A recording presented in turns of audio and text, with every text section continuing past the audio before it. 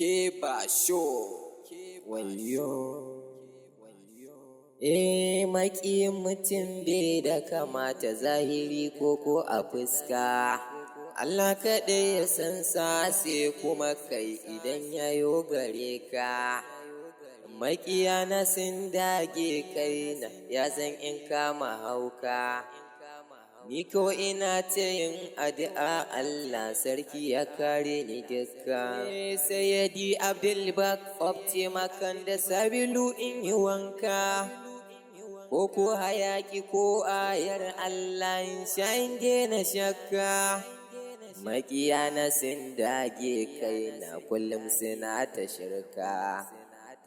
Jifa da tsibbi da tsabi suke min kullum suna aboka. Na kasa gane me yasa su ba sa so sam in huta. Ni kau a rayuwata ba kowa balle a zuciyata.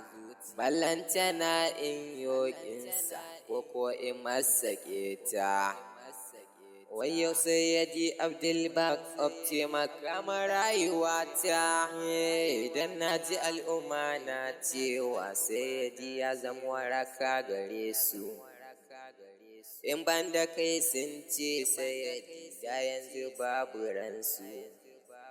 Ko akwai su sun ce min Sayyadi da babu dukiyarsu.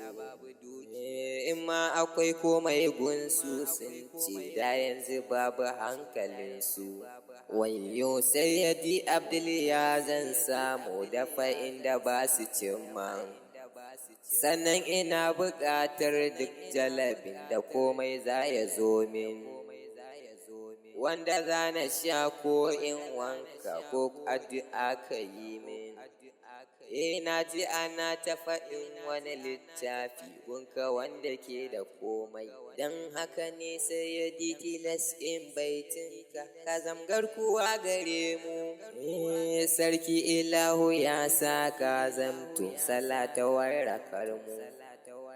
Sannan ina ta yin addu'a Allah ya ƙara ɗaukaka ka.